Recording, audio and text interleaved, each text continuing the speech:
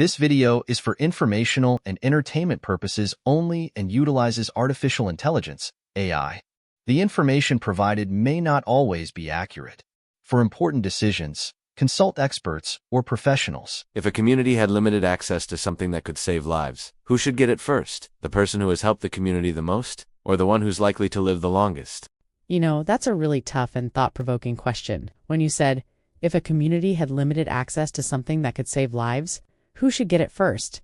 The person who has helped the community the most, or the one who's likely to live the longest? I felt that's not just a question of survival, but also a question about values, fairness, and what it really means to be human. Let's imagine this situation.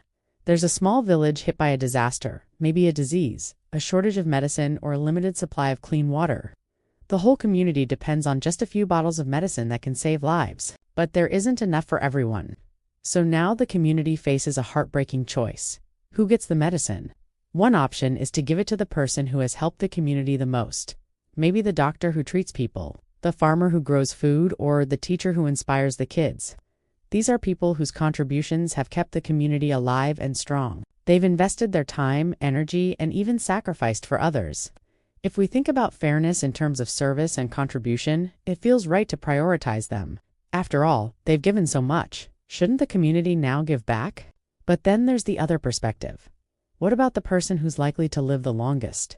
Maybe that's a young person, someone with their whole life ahead of them, someone who hasn't yet had the chance to contribute much, but could do so in the future. Giving the life-saving resource to them might mean giving the community a longer future, more potential, more years of hope.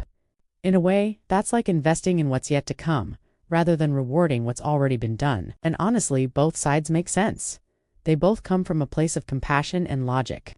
If we give it to the greatest contributor, we're showing gratitude and fairness. If we give it to the one with the most years ahead, we're showing hope and foresight. So which one is right? I think the truth is, there's no perfect answer, but there are deeper lessons we can draw from this dilemma. First, it reminds us how much we depend on one another. In a crisis, it becomes very clear that we're all connected, that one person's health affects everyone else's. The contributor exists because the community supports them, and the young person exists because others paved the way before them. So no one truly stands alone.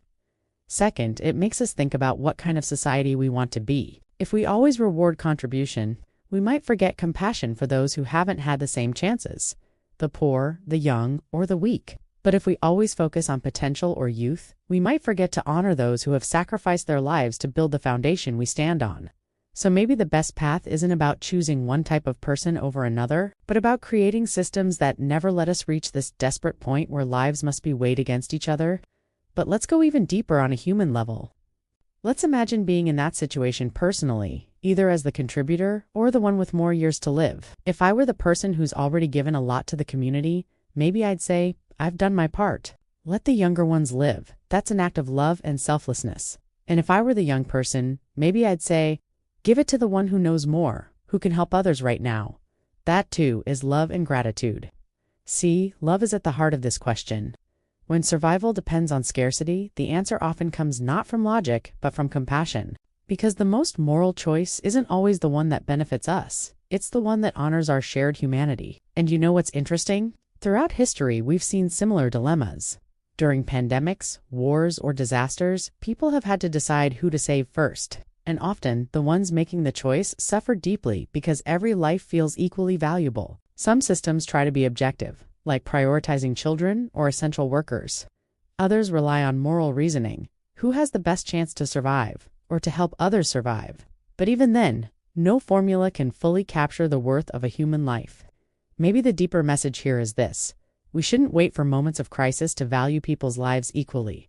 We should already be building communities where everyone is cared for, where we don't measure a person's worth by their contribution or their age, but by their shared dignity as human beings.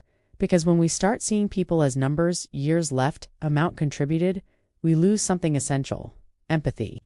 And empathy is what keeps a society truly alive. So, if I had to answer your question as simply as possible, I'd say this. In an ideal world, no one should ever have to choose, but if we must choose, the best decision is the one made with love, not fear, with compassion, not calculation. Maybe that means saving the one who can still serve others. Maybe it means saving the one who has a long life ahead. But whatever the choice, it should come from the heart, guided by what's best for the community as a whole, not just one person. Because at the end of the day, survival isn't just about keeping bodies alive, it's about keeping humanity alive. And that's something that can only survive through kindness, empathy, and love. If you like this video, please like, share, and subscribe for more videos like this. See you on the next one.